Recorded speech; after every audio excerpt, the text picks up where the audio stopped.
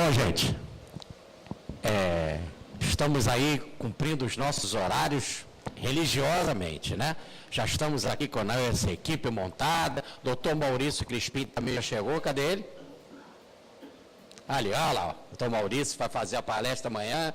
O Julinho já chegou, cadê o Julinho? Levanta, Júlio, você é preguiçoso. E eu queria... o Afonso, eu queria que o Stênio, por favor, vem aqui. Uma salva de palmas.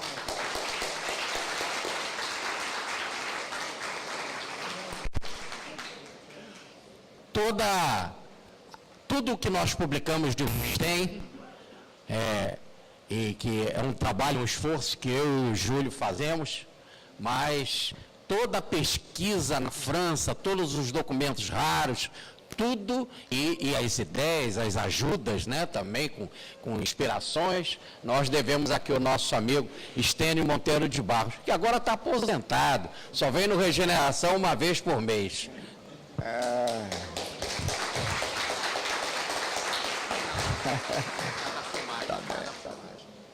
Obrigado, Jorge. Vir aqui nessa casa de Bezerra para nós é sempre uma alegria. É aquela alegria que nos renova, que nos dá essa vontade de cada vez buscar um pouquinho mais dessa grande verdade, como foi assim cantada há pouco, verdade, oração em forma de canção. Então, eu fico muito feliz de estar hoje aqui presente. Nós estamos iniciando o 12º Congresso de Jean-Baptiste Rustem. O 12 é sempre o completo, né? Você pode gastar, vai sobrar 12. São 12 cestos, e que esse cesto imenso do nosso grande amigo Rustem possa realmente receber esse pão de todos nós, que é um alimento espiritual, antes de tudo, que é um alimento que nos conforta e que nos dá essa vida. Não vida física, mas a vida mais importante, que é a nossa vida espiritual.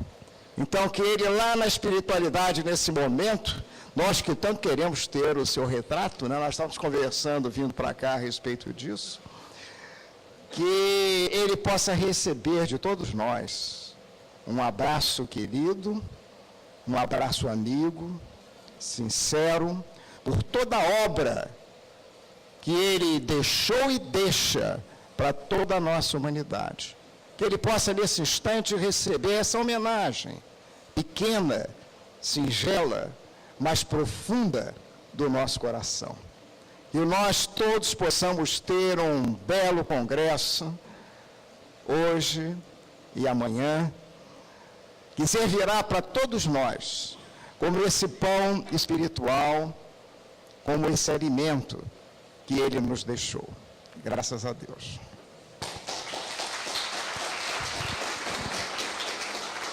Bom, então agora, para falar do Evangelho do Futuro, o nosso Júlio Damasceno, amigo dessa casa, da Casa de Recuperação e Benefícios de Bezerra de Menezes, na Rua Bambina, né? E jornalista e mais falando, né? Tá certo. Muito obrigado. Boa noite. Vocês estão dormindo, gente? Vamos de novo. Boa noite. É maravilhoso ter vocês aqui. Muito, muito obrigado pela presença, né, nessa 12ª edição do Congresso Rustem. E na Casa de Bezerra de Menezes, obrigado ao Walter. Cadê o Walter?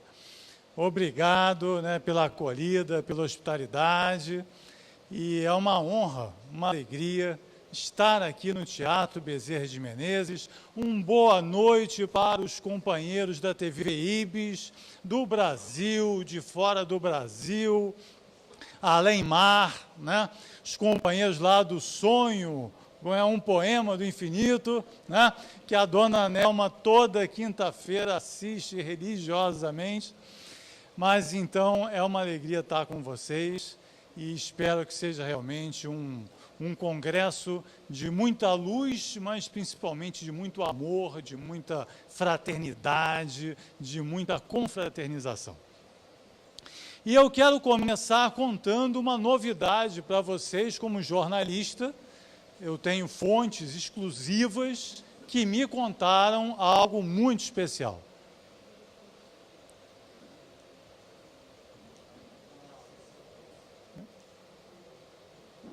Como é que é? Aqui. Olha só. Hoje tem festa no céu. Breaking news. Hoje tem festa no céu. Não é que eu esteja especialmente convidado. Não faço jus ainda a essa categoria, mas a fonte que me contou é boa e garante que é festão. Tanto assim, olha aí, ó, que tem cobertura da TV Ibis. Olha aí. Festa no céu com cobertura da TV Ibis é porque o negócio é sério, né? Mas eu fico imaginando quantos séculos, quantas vidas, quantos sacrifícios, quantos missionários tiveram que dar suas vidas, o melhor dos seus esforços, do seu sangue, da sua lucidez, do seu tempo, para que nós estivéssemos aqui hoje celebrando os 150 anos do Espiritismo cristão. Poderíamos com propriedade lembrar essa frase do Cristo, né? Porque, em verdade, vos digo que muitos profetas e justos desejaram ver o que vós vedes e não viram.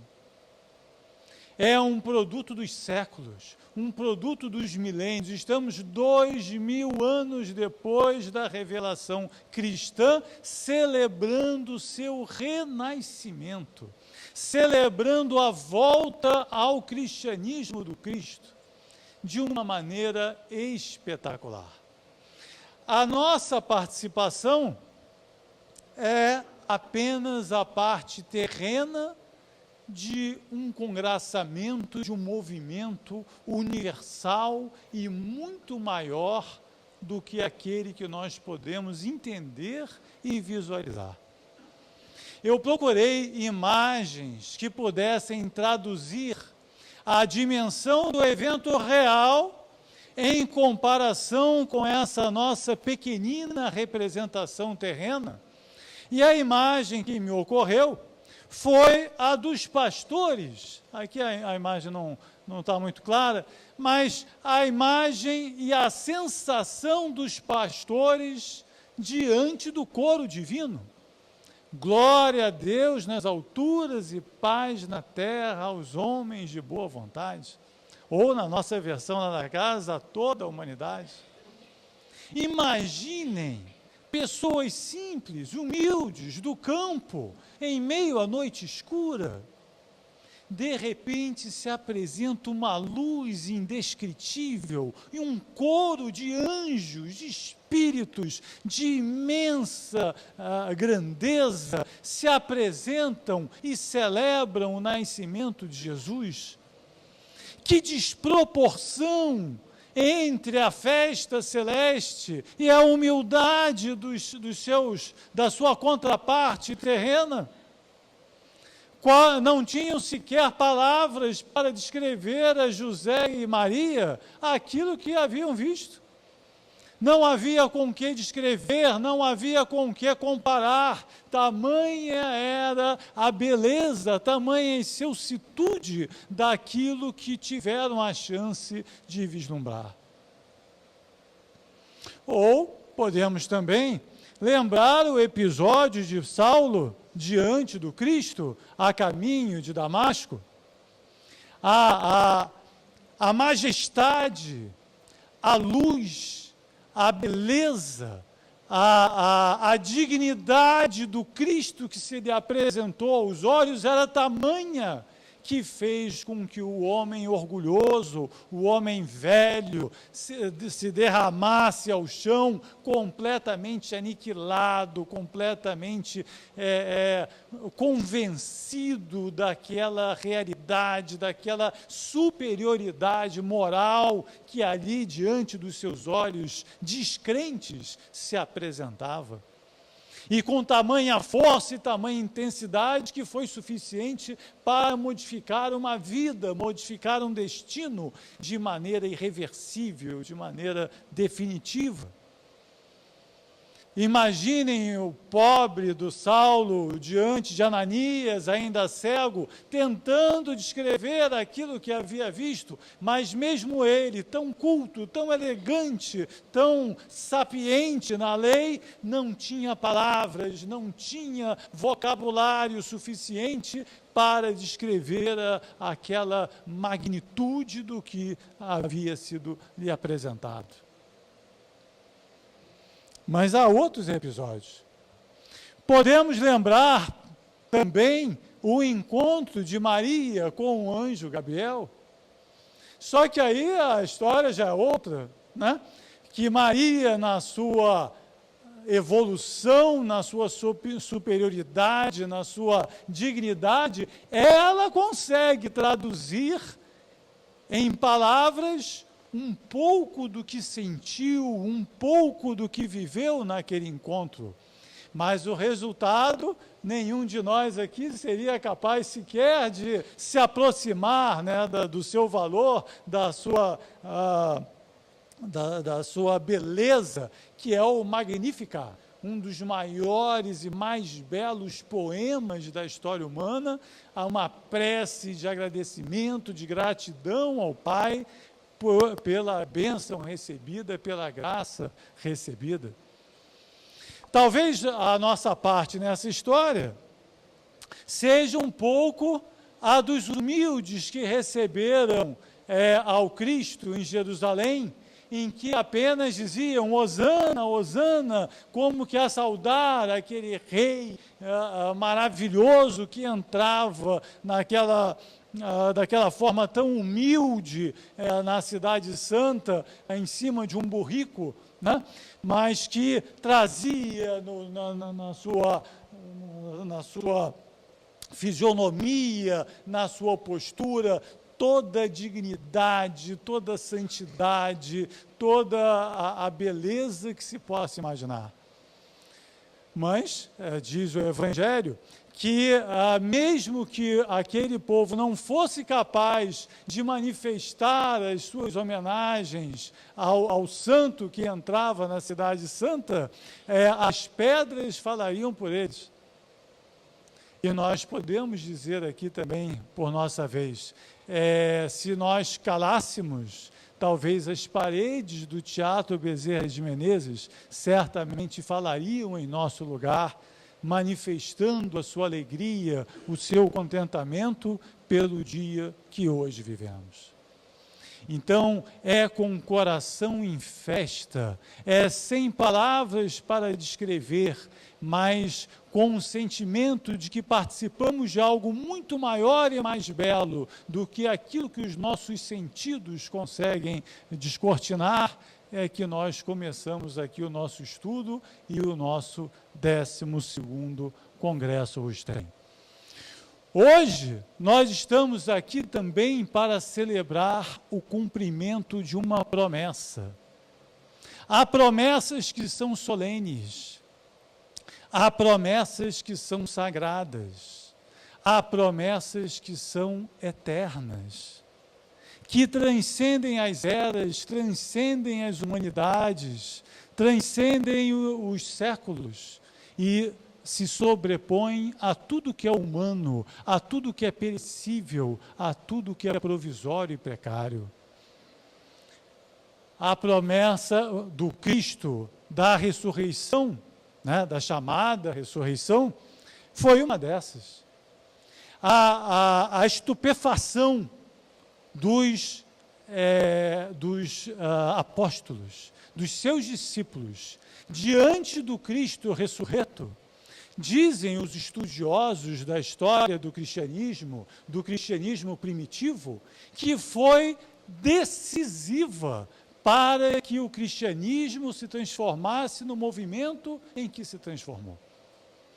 A surpresa, o contentamento, a sensação diante do maravilhoso, da vida que havia superado todo aquele cenário devastador do Calvário, foi para eles a possibilidade de tocá-lo, de senti-lo, de abraçá-lo novamente, de vê-lo comer, de vê-lo beber com eles, vivo, de volta, sem que pudessem entender, se ainda hoje a história do corpo fluídico ainda causa espanto, causa admiração, causa controvérsia. Que dizer daquela época, onde o fenômeno estava completamente além da capacidade intelectiva da humanidade. Não havia palavras, não havia qualquer possibilidade, naquela época, de se descrever uma materialização espírita, uma materialização ectoplasmática. Né? Não havia as palavras, não havia o vocabulário, não havia nada que pudesse servir de suporte para essa revelação. Mas a reação foi tamanha que fez com que homens comuns se transformassem em gigantes. É assim que o Pedro inseguro, incerto, se transforma no Pedro corajoso, determinado e valoroso que nós conhecemos na história. É assim que Madalena se renova. É assim que os apóstolos se transformam absolutamente de uma maneira superlativa, acima das suas próprias expectativas pessoais. Porque o choque daquela realidade sublime foi tamanha que fez com que houvesse essa mudança interior. A água havia ali se transformado em vinho, no melhor sentido do termo. Então foi isto que fez, o cumprimento dessa promessa foi transformadora e foi transformador em todos os sentidos. Está aí o resultado, milhares e milhares de pessoas, em algumas contas milhões, mas a conta mais exata são dezenas e dezenas de milhares, e em todo o Império Romano, deram suas vidas com testemunhos de coragem, com uma hombridade, com uma fé, que chamava a atenção dos seus algozes, dos seus verdugos, de uma maneira tal em que a dignidade e a pequenez se impunham diante de qualquer força humana, de qualquer poder humano. O nosso desafio do nosso tempo é fazer com que as novas promessas, igualmente cumpridas pelo Cristo, provoquem em nós o mesmo resultado. Porque agora a promessa foi ainda maior, foi ainda mais impressionante do que aquela da ressurreição que tanto mobilizou os apóstolos. Vocês querem ver? Olha aí. Pedirei a meu Pai, e Ele vos dará outro Consolador, que fique eternamente convosco, o Espírito da verdade, que o mundo não pode receber, porque não vê e não conhece. Vós, porém, o conhecereis, porque Ele ficará convosco e estará em vós. Então, houve a promessa de que o Espírito da verdade viria. Ela não estava associada a tempo. E foi muito comum na época do cristianismo primitivo, aquelas frases do Cristo que diziam que esta geração não passará sem que tal coisa suceda, de se imaginar que ele estava tratando daquele momento, daquela dimensão temporal à qual nós estamos habituados. Mas não, ele estava falando no ciclo da nossa civilização, na nossa era espiritual, num movimento muito mais amplo e muito maior do que esse que os cristãos primeiros entendiam, ou podiam compreender. Mas o fato é que 19 séculos depois, a promessa foi cumprida.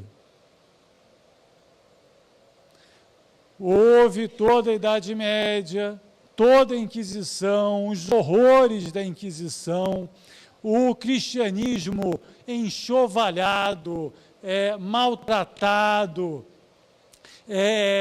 desnaturado em todos os sentidos, mas ele voltou.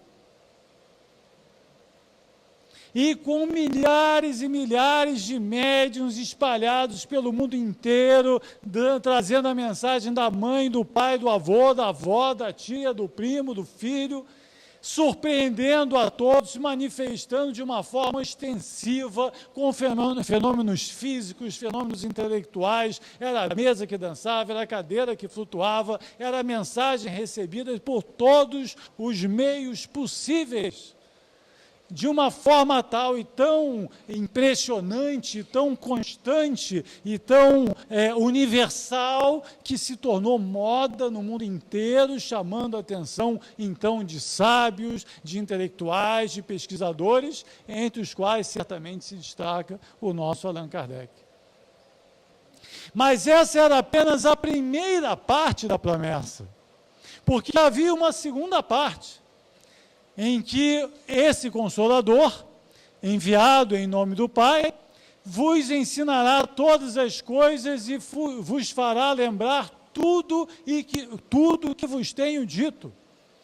Para que o Cristo voltasse, era necessário que a sua doutrina também voltasse, com o seu sabor original, com o seu perfume original, a doutrina do amor, a doutrina que se resume a 2 mandamentos, sem todos os entraves e acréscimos humanos que só fizeram perdê-la e desnaturá-la.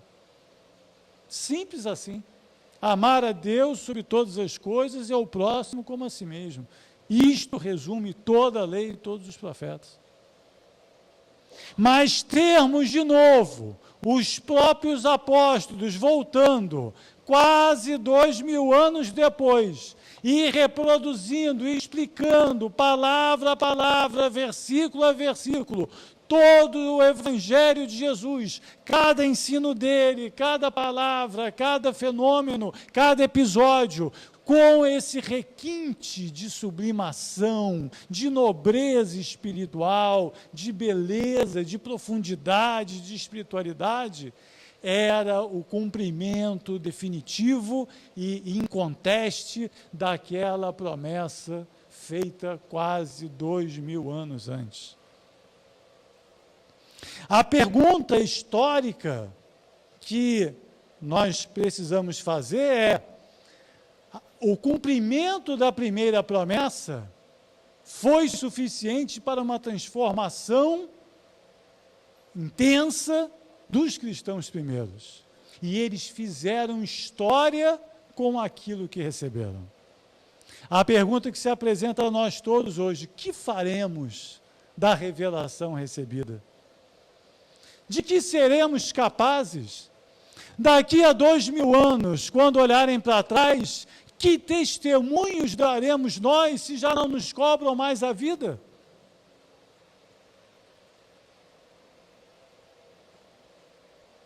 Mas se não te cobram a vida, te cobram o quê? O que você terá para entregar? O que você terá para oferecer que seja equivalente à sua própria vida?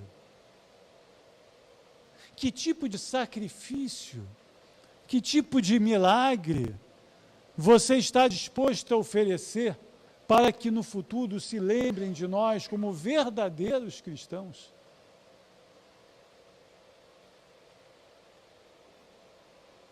Não se pede muito, né? O que se nos diz é: fora da caridade não há salvação. Caridade, conforme lá a questão 886 do Livro dos Espíritos, tolerância, benevolência e perdão. Então está pedindo pouco, né? Pedir a alguém que erra tanto um pouco de tolerância, perdão e benevolência para o erro dos outros é quase que pedir nada, se a gente pensar bem, né? Mas nós conceituamos, apresentamos esse evangelho redivivo como o evangelho do futuro. E talvez a essa altura, né, da nossa conversa, vocês possam se perguntar, mas como assim? Por que evangelho do futuro? O que é isso? Bom, primeiro nós estamos em boa companhia, né? Olha aí, ó. O dono aqui do teatro, né, seu Walter? O dono do teatro aí falando, ó. O evangelho do futuro revelará novas verdades. O evangelho do futuro é o código das verdades reveladas por Jesus, acrescentado daquelas que ele prometeu, daquilo que ele não podia dizer, porque nós não tínhamos ainda maturidade para entender e aceitar. Essas sublimes verdades não podiam ser senão aquelas que Jesus declarou não poder ensinar, por não ter a humanidade a precisa capacidade para compreendê-las. Constituirão o evangelho do futuro.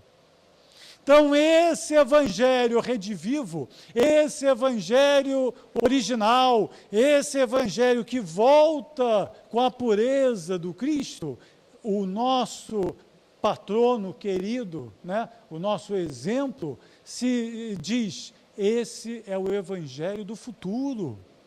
E ele também está em boa companhia, olha só. Pietro Baldi também apresenta o evangelho nos mesmos termos. Diz ele, o evangelho é a lei do futuro e é fatal que a humanidade tenha de atingi-lo um dia. Diz mais, o evangelho é um programa, a humanidade futura será fruto da sua execução. E, finalmente, a grande força do evangelho está no fato de que ele jamais é superado, pertence ao futuro e, por isso, não envelhece.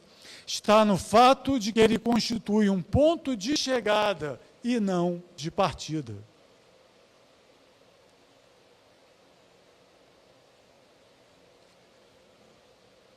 Como assim? Ponto de chegada, linha de chegada, futuro, programa. Vamos tentar entender um pouco mais essa história, né? Será que eles estão falando de uma visão proselitista? Então, imagina, daqui para frente todo mundo vai ser cristão. O muçulmano vai deixar de ser muçulmano, o judeu vai deixar de ser judeu, e nós vamos dominar o mundo.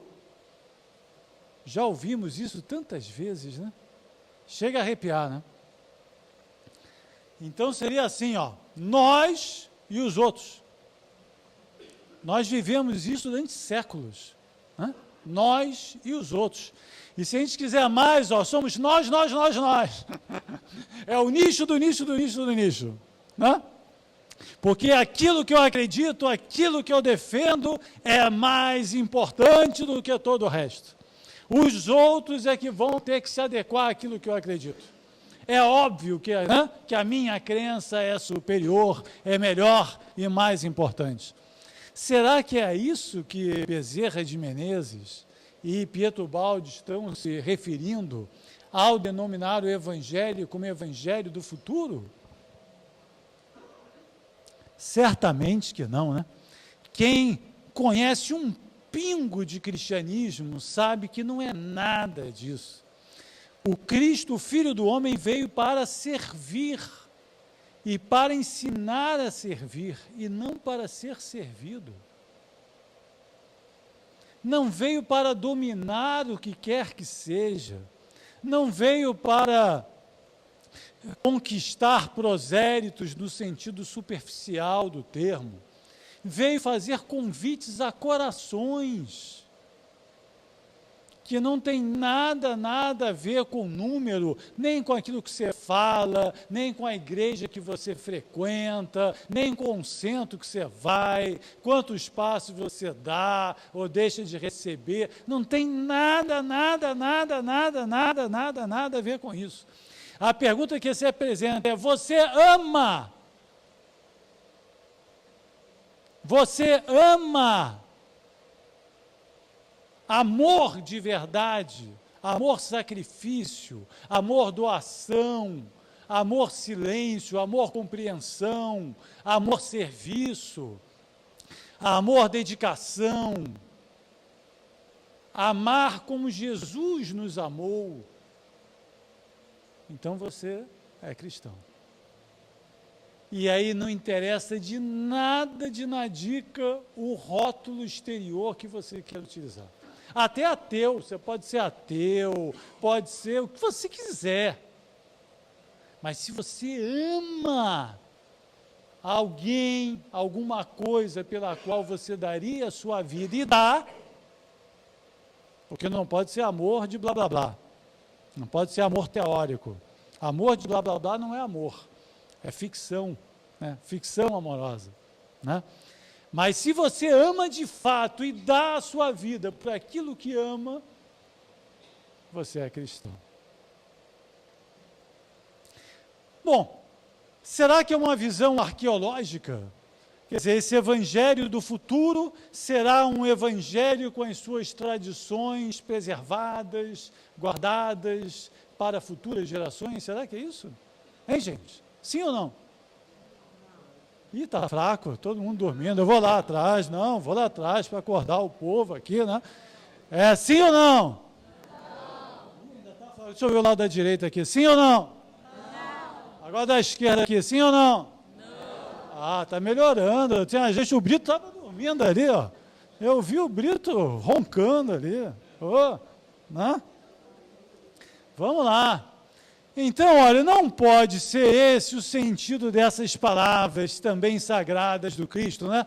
Passarão o céu e a terra, mas as minhas palavras não passarão.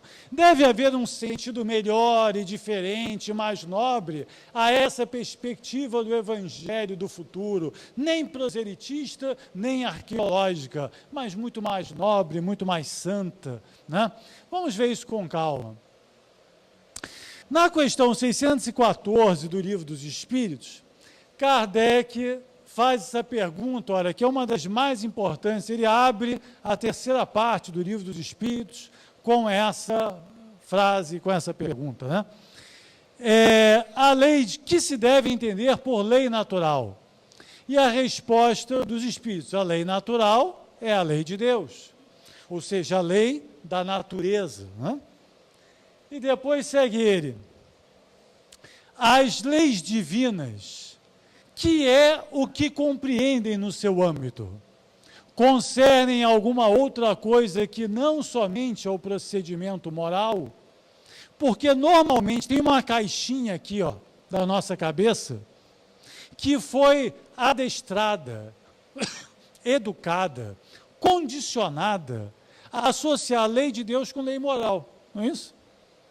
Se você perguntar, fizer uma enquete lá fora, chegar ali na UERJ, perguntar, pensa na lei de Deus, você pensa no quê? Vai pensar em lei moral.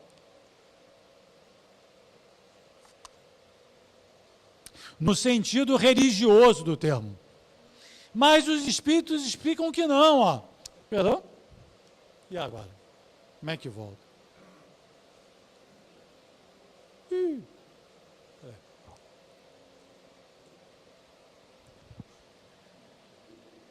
Deixa eu resolver de outro jeito, hein?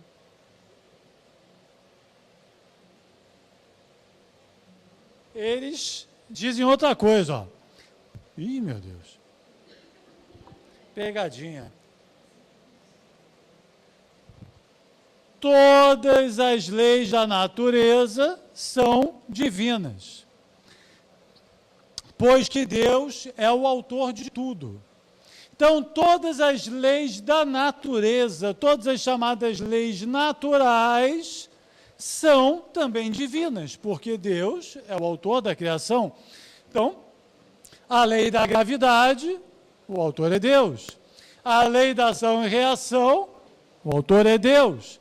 As três leis de Newton, o autor da lei que ele descobriu é Deus. E assim sucessivamente. Ora, Essa lei é eterna e imutável como o próprio Deus. Você pega a lei da gravidade, ela vale lá no tempo de Newton, no tempo de Einstein e hoje. Né? Não há variação, ela sempre funciona de acordo com o mesmo princípio.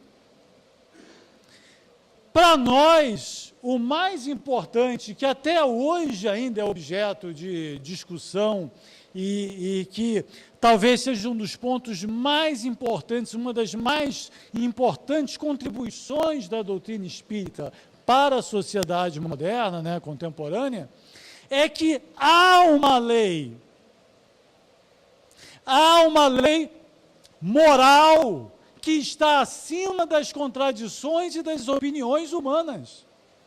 O homem ainda acredita que não, que ele faz o que ele quiser, que não há uma lei a determinar o que é bom, o que é certo, o que é errado, o que é saudável, o que não é. A mesma conversa lá de Sócrates, lá atrás, né, com os sofistas, aquela coisa toda. O homem contemporâneo, século XXI, cheio de aparelhinho no bolso, ainda não entendeu de que existe uma lei superior que lhe governa e que a sua felicidade depende de conhecer e entender essa lei. Tudo que a gente vê aí fora é resultado dessa premissa. O homem acha que está completamente solto e de que a sua vida não vai ter balanço de consequências. E a doutrina espírita explica, há uma lei e ela vale tanto para os aspectos físicos quanto morais. Nós estamos mergulhados nessa lei, nós estamos ensopados dessa lei, nós respiramos essa lei por todos os nossos poros e brônquios e tudo que nos é possível. Essa constatação, esse entendimento é uma das maiores contribuições da doutrina espírita e hoje a própria ciência já avança nessa direção. Nós poderíamos citar aqui rapidamente a obra A Ordem Implicada, né, do David Bohm, que trata exatamente dessa onipresença do pensamento de Deus em tudo que nos assiste, nos acompanha e em nós mesmos.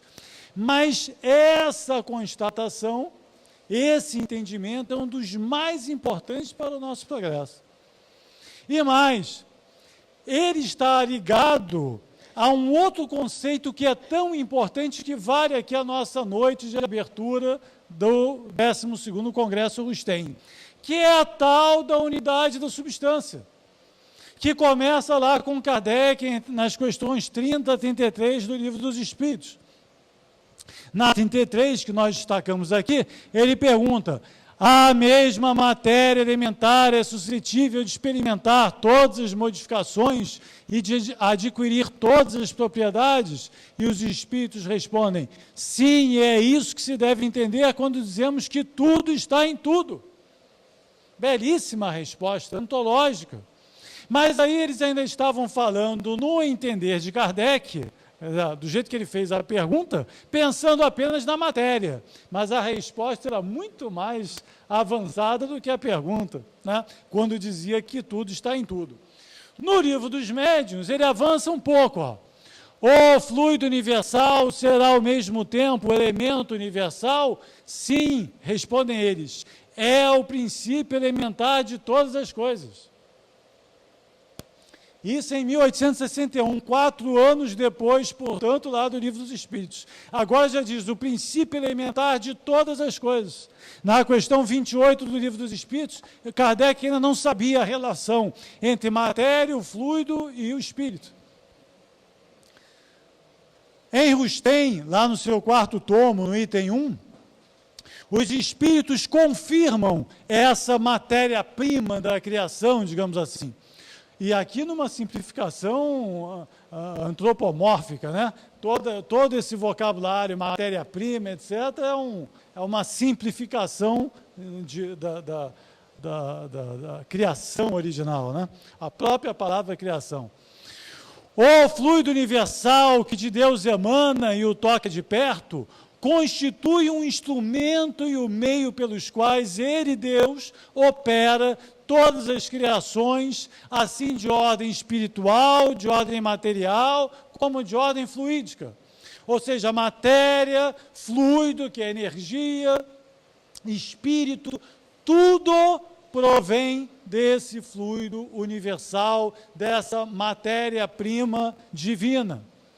O balde resume e traduz essa unicidade da substância nessa equação famosa, né, a equação da substância, onde ele diz que ômega, o todo, se apresenta na forma de espírito, energia e matéria, mas que, na verdade, essas três expressões são sempre e o todo nele mesmo. Ou seja, em qualquer das suas expressões, a substância é uma só.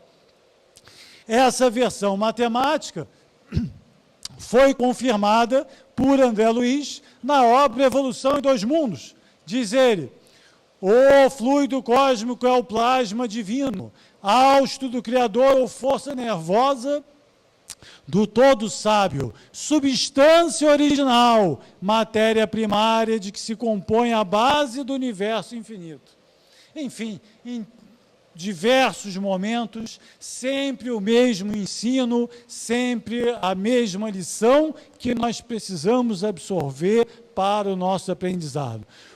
Nós poderíamos traduzir essa ideia com uma analogia. Nós temos aqui, olha, o gelo, a água, o gelo, a água e o vapor. São três aspectos distintos da mesma substância H2O, a água. Correto? São três estados diferentes de uma mesma coisa. Está claro? Agora, olha só, eu posso voltar aqui, ó, posso transformar vapor em líquido e posso transformar líquido em gelo. E posso fazer o inverso, posso transformar gelo em líquido e líquido em vapor. E é fácil, e hoje todos nós entendemos isso. Da mesma forma, matéria, energia e espírito são a mesma substância. São três estados diferentes da mesma substância. E eles se transformam ou passam de um estado para o outro, dependendo do ciclo de involução ou evolução do espírito. Mas o mais importante para a gente é entender essa unicidade, porque é ela que vai nos permitir entender por que o Isaac Newton e o Dalai Lama podem, um no aspecto material e outro no aspecto moral, falar da lei de ação e reação.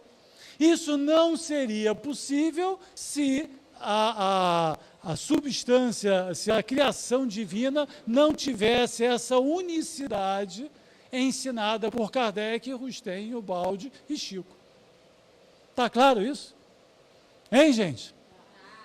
Ô, a turma do sono lá atrás. Ah, tá bom. Então, dessa forma e por essa razão, nós podemos entender aqui a palavra monismo de Ubaldi, né? Uma só substância e uma só lei, a unicidade geral da criação. Daí a palavra universo, unidade na diversidade. Então, a mesma lei que se aplica às coisas da matéria é a mesma lei que se aplica às coisas do espírito. Ora, e quais são? E o que isso tem a ver, então, com a festa de hoje? Tem muito. Porque, olha só, o Maurício Crispim, no nosso Pão Vivo, cunhou lá uma expressão muito feliz, Anni Mirabilis, definindo como ano maravilhoso esse triênio fantástico de 64 a 66, que, lá na interpretação dele, ele associa ao lançamento do Evangelho segundo o Espiritismo, em 64, a sua segunda edição em 65 e depois ao lançamento dos 4 Evangelhos em 66, mas aqui a gente vai fazer uma variação, Maurício, no seu Anni Mirabilis, né? Mas nós entendemos que essa trilogia, né, composta a 4 mãos por Kardec e Rustem, ela mudou o status do Evangelho da forma como ele foi conhecido até o século XIX. E vamos rapidamente explicar o porquê. A associação definitiva entre espiritismo e cristianismo foi oficializada, foi estabelecida, o marco, né, a demarcação, o sinal demarcatório definitivo foi estabelecido no Evangelho segundo o Espiritismo. Logo no seu capítulo 1, Kardec já redige com aquela sua clareza de sempre, com o seu bom senso de sempre, a não deixar margem a dúvidas, dizendo: o Espiritismo é a terceira revelação. Assim como Cristo disse, não vim destruir a lei, porém cumpri-la, também o Espiritismo diz, não venho destruir a lei, mas dar execução. Nada ensina em contrário ao que ensinou Cristo, mas desenvolve, completa e explica, em termos claros e para toda a gente, o que foi dito apenas sob forma alegórica. Vem cumprir nos tempos preditos o que o Cristo anunciou e preparar a realização das coisas futuras. Ele é, pois, obra do Cristo. Este marco era papel de Kardec fazer essa associação e até o primeiro ensaio de interpretação dos evangelhos à luz da doutrina espírita. Era o seu papel de codificador irrevogável, inconteste, e que ele fez muito bem em cumprir a sua missão e a cumpriu com galhardia, com brilhantismo, com amor. Mas este trabalho estaria incompleto, porque ele não teve a chance de lembrar e explicar tudo aquilo que Jesus ensinou e nos trouxe e viveu quando estava aqui entre nós. Mas também seria prematuro que logo na sequência do Evangelho segundo o Espiritismo viesse os 4 Evangelhos de Rustem. Porque era necessário que uma outra obra viesse entre elas. E essa obra é o Céu e o Inferno. Porque pela primeira vez na história humana, o céu se abriu e as vozes, as virtudes do céu vieram contar aquilo que acontece depois que se passa deste para o outro lado da vida. E qual foi a nossa surpresa, a nossa constatação de ver que sim, são bem-aventurados os pobres de espírito, os que choram, os mansos, os que têm fome e sede de justiça, os misericordiosos, os limpos de coração, os pacíficos e os que sofrem por amor à verdade e à justiça, eles vieram contar a sua graça, contar, depor e trazer a sua alegria, dizer que a palavra do Cristo não havia sido em vão, que ela era eterna, e que eles estavam ali no mundo inteiro, nas mais diferentes famílias, com os mais variados idiomas, com todas as vozes de que podiam se servir, dando testemunho de que o Cristo estava de volta, que o Evangelho é eterno, que faz parte das leis da natureza. O Evangelho é o próprio aspecto moral da lei natural. Ele não é produto de uma religião, ele não é um produto de um credo, ele não é uma questão de opinião pessoal, ele faz parte das leis da natureza. E foi esse depoimento que eles vieram trazer da forma mais retumbante, mais impressionante que poderiam fazer. Rasgaram os céus para que, vindo em conjunto à terra, os homens se convencessem de que as bem-aventuranças não são apenas um poema incomparável. Sim, que Deus é Pai, é bom, é justo, e dá a cada um segundo as suas obras, bem como a chance do arrependimento, da expiação e da reparação dos erros através das vidas sucessivas, nas muitas e muitas moradas da casa do Pai. Então, depois daquela largada de Kardec, daquele ponto de partida, era fundamental esse testemunho, era fundamental esse depoimento, para que então, e só então, viesse a palavra do Espírito da Verdade. Olha o que diz aí o Balde sobre o Evangelho. Não se trata, pois, de um evangelho situado em uma religião particular, utilizado como substrato de uma hierarquia de homens. Cristo é universal e, como o ar e o sol que devem vivificar tudo, não podendo encerrar-se em divisões humanas, supera todas as barreiras.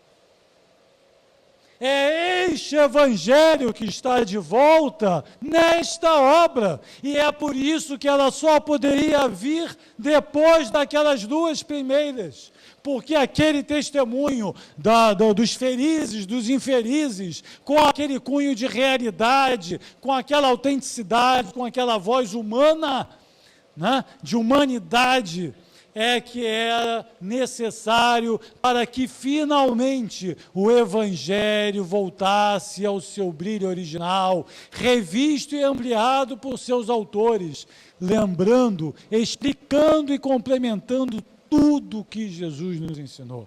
É por isto que Bezerra de Menezes define esta obra como sagrada, porque é a volta do Evangelho no seu sabor original. E é nesse sentido, né, de eternidade que nós nos apresentamos.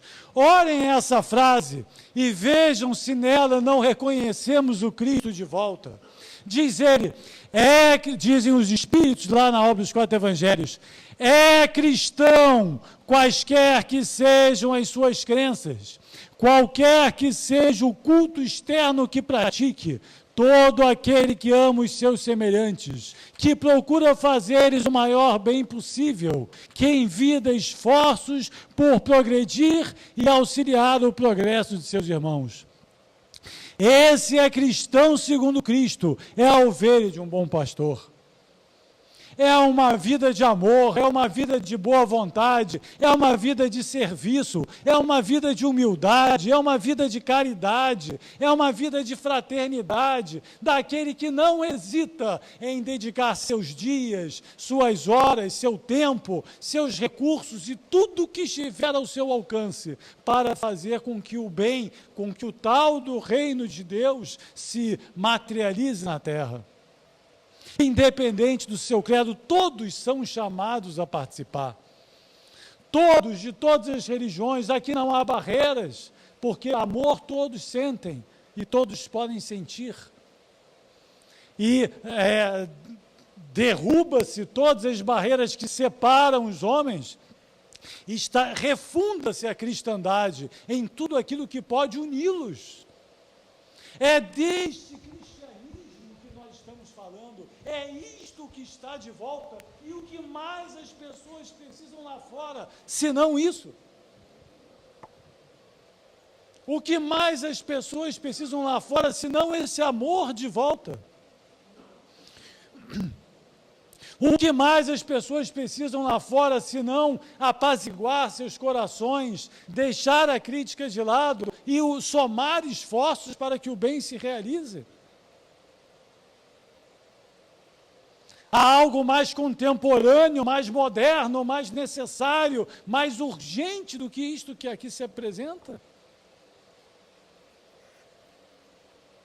Por isso que diz Kardec, é eterna e imutável essa lei. Mas essa palavra eternidade precisa ser entendida no seu sentido próprio. No próprio dicionário, olha, eles dividem aqui 4 definições em 2 blocos. As 2 de cima são as modernas, são aquelas que nós entendemos. Característica, atributo, qualidade do que não tem início ou fim. Duração que não tem começo nem fim, que prescinde de qualquer determinação cronológica. Isso é eternidade. Olha o sentido antigo da palavra eternidade. Duração que tem começo, mas não tem fim, sobretudo no contexto religioso. Derivação, sentido figurado, tempo muito longo. Isto não tem nada a ver com o sentido atual de eternidade.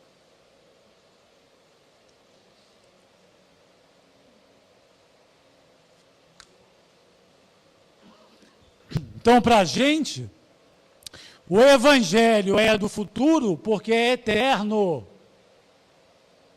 Porque está além do tempo. Porque faz parte das leis naturais. Porque está onipresente em tudo que está em nós e ao nosso alcance. E além. Esse é o Evangelho do Cristo, esse é o Evangelho divino.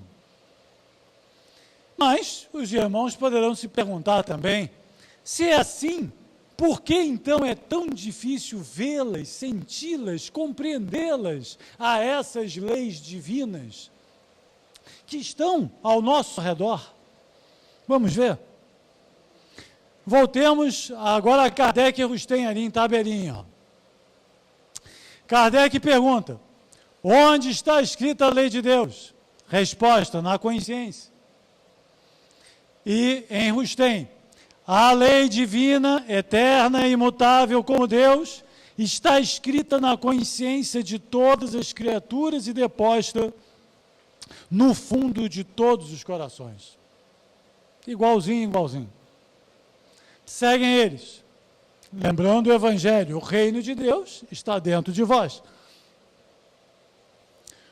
Confiou Deus a certos homens a missão de revelarem a sua lei?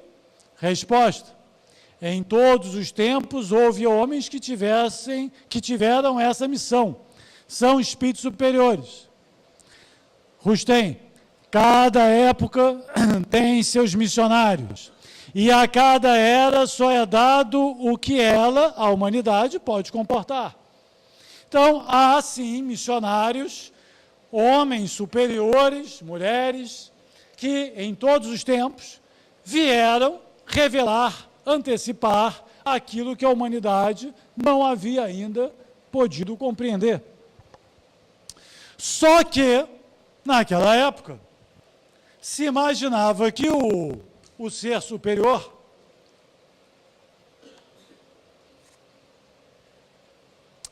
era uma espécie de um abençoado, né? Então, olha só, no meio de maçãs verdes, ele se destaca, como se fosse o gênio, como se fosse, né, o ser superior que encarnou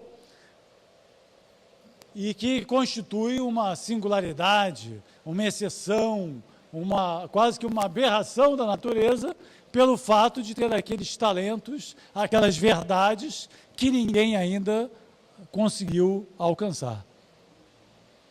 Mas, desde a popularização da ideia da evolução com Charles Darwin, e depois com Herbert Spencer, né, principalmente, começou-se a ter uma outra visão dessa relação entre evolução e o nível cognitivo alcançado. Vejam só as passagens de Kardec e Rustem sobre isso. Questão 620. Antes de se unir ao corpo, a alma compreende melhor a lei de Deus do que depois de encarnada? Corrigindo. Antes de se unir ao corpo, a alma compreende melhor a lei de Deus do que depois de encarnada? Pergunta Kardec. Resposta. Compreende-a de acordo com o grau de perfeição que tem atingido. Então, o nível de compreensão é proporcional ao nível de evolução alcançado, ao grau de perfeição atingido. Ora em Rustem, quanto mais o espírito se eleva, tanto mais se lhe rasgam à vista os véus da verdade. Outra vez estabelecendo uma proporção entre evolução e conhecimento. O Balde desenvolve maravilhosamente esse tema.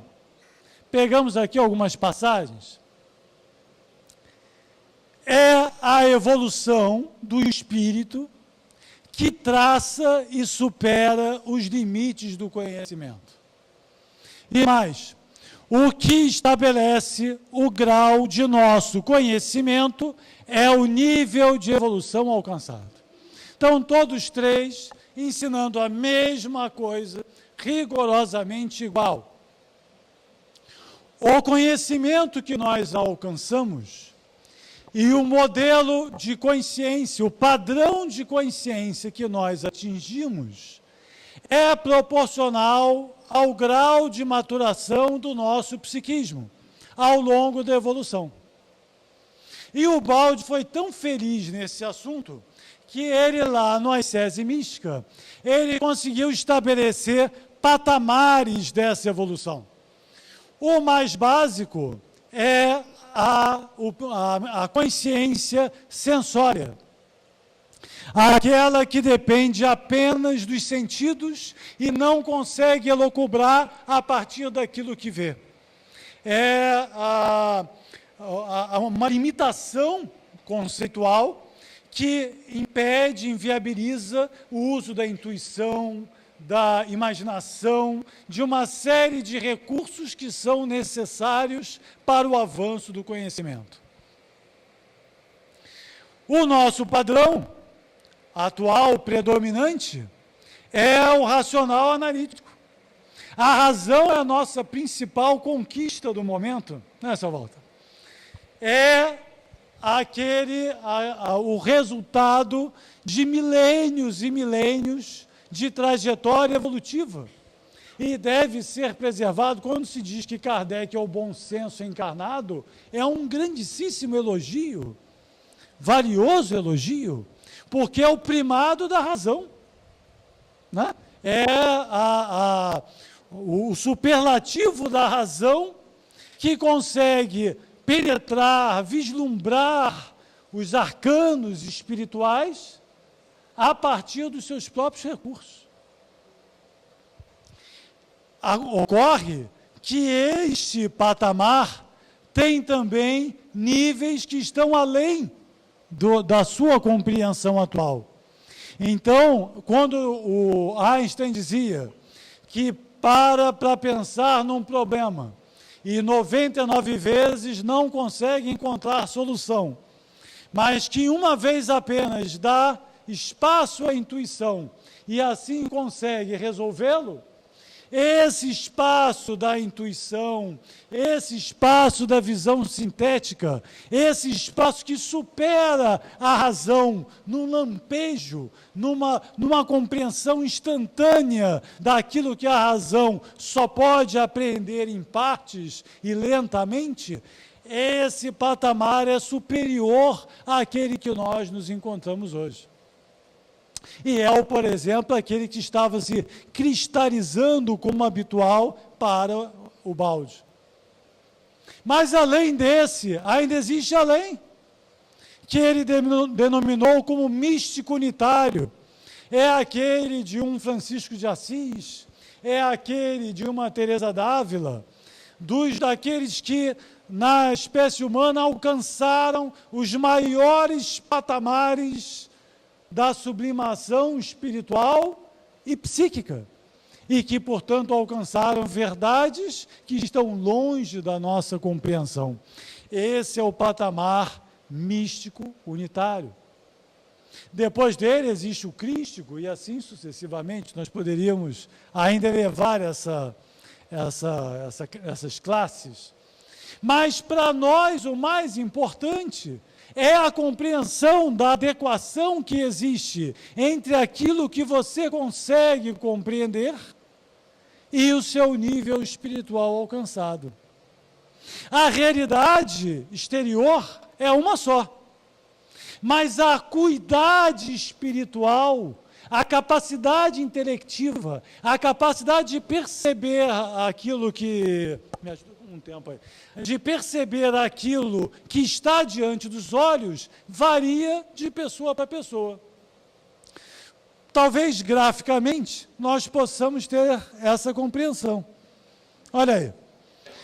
A mente, a consciência sensória, rasteja. E, para ela, as árvores da floresta parecem gigantes e inalcançáveis. A mente racional, analítica, percebe que é possível voar e começa a se soerguer das suas próprias limitações. A mente intuitivo-sintética já consegue alçar os seus primeiros voos. E aí a árvore da floresta já não parece tão inatingível, tão inalcançável assim. E a mente místico-unitária já olha a floresta de cima, tendo uma visão unitária do todo,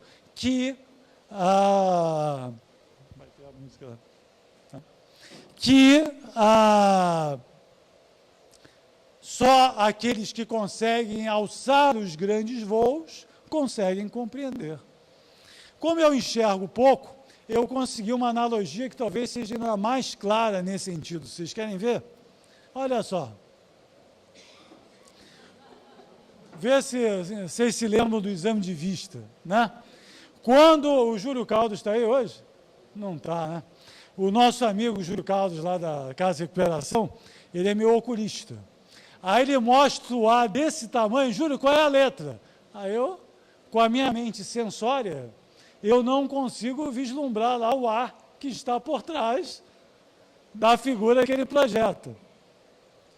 Se eu tivesse uma mente racional analítica, talvez eu conseguisse, olhando para o mesmo objeto, o A é esse aqui, ó. O A está sempre perfeito lá. A realidade é uma só. Mas para esse que olha com essas limitações todas, ela parece turva. Para aquele que enxerga um pouco melhor, ela começa a revelar seus contornos. Para aquele que tem a consciência intuitiva sintética, ele já consegue descortinar a figura, mas ainda com imperfeições. Mas aquele que tem a consciência místico-unitária, olha a figura em HD, 4K, né? Super, tudo de bom. Por quê? Mas a realidade não é a mesma. Né? A figura que o Júlio me apresenta é a maçã, sempre bonitinha assim, ó. Né? Mas se eu tivesse um desenvolvimento psíquico maior, eu conseguiria ver a maçã inteira. Percebeu que, como uma realidade única, consegue se revelar, por isso que as pessoas discordam tanto. Né? Minha sogra, por exemplo, tadinha, né? Eu tenho que citá-la, muito querida, ela deve estar vendo lá pela internet, lembranças, né? E todos, a bênção, né? Eu descobri que a minha sogra não enxerga muito bem, mas não é de maldade, é uma limitação psíquica, entendeu? Por isso que nós discordamos, né? É um fato. Sempre o outro que discorda está mais errado, né? Já percebeu isso? Que coincidência. Sempre que o outro discorda, o errado é ele.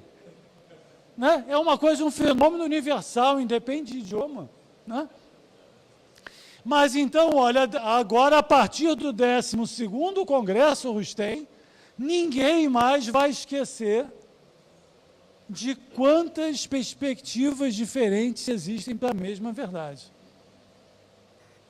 Né? Assim também com as leis da natureza. Foi necessário que uma maçã caísse na cabeça lá do Newton para que ele percebesse a lei da gravidade. Mas a lei da gravidade não esteve sempre ali.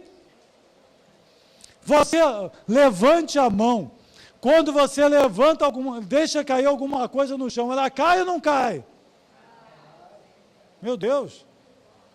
Se o muçulmano deixar cair aqui o copo, ele vai cair ou não vai? Estão dormindo, gente.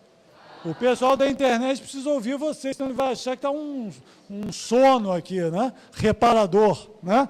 Alô, TV Ibis, né? Vamos ouvir de novo. Gente, se o judeu deixar cair o copo, cai ou não cai? Ah, obrigado. Agora sim. Está um cai televisivo, né?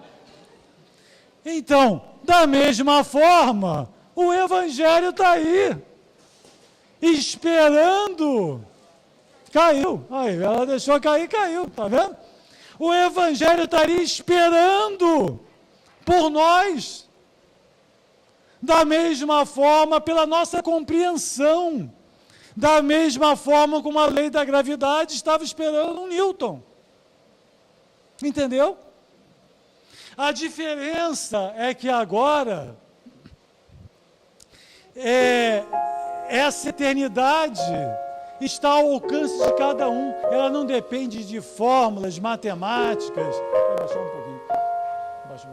Ela não depende de fórmulas matemáticas, não depende de grandes elucubrações. Ela está ao alcance de qualquer um. Olha só. Só a evolução... Pode baixar mais um pouquinho? Tá. Só a evolução nos leva a ter olhos de ver, ouvidos de ouvir, coração para sentir e maturidade para viver uma realidade eterna que amorosamente nos aguarda. O futuro pode ser presente para cada um de nós, como foi lá para o Santos Dumont. No momento que ele soube manejar as leis da vida, ele voou no mais pesado que o ar. O Evangelho está à disposição de todos nós. Basta ter a disposição de vivê-lo para valer e não apenas pela metade. Percebeu? É um convite permanente que se nos apresenta. Olha, começamos falando em festa, terminamos falando em festa. Só que essa é permanente. Ela tem lugar reservado para cada um de nós, esperando o nosso amadurecimento, esperando o nosso florescimento, para que tenhamos olhos de ver, e ouvidos de ouvir, nessa altura, olhos de ver e ouvidos de ouvir uma realidade que está aí ao nosso alcance e só espera a nossa sensibilização. O convite foi renovado há 150 anos atrás. Vinde a mim. Que possamos fazer desse convite algo tão valioso, que o cumprimento dessa promessa seja tão importante para nós, quanto foi a promessa da ressurreição para os cristãos primeiros. Bem-vindos ao futuro. Paz e bem-vindos ao 12º Congresso. Jesus abençoe.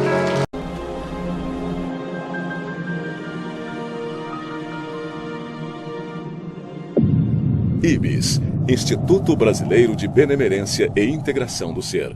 www.ibis.org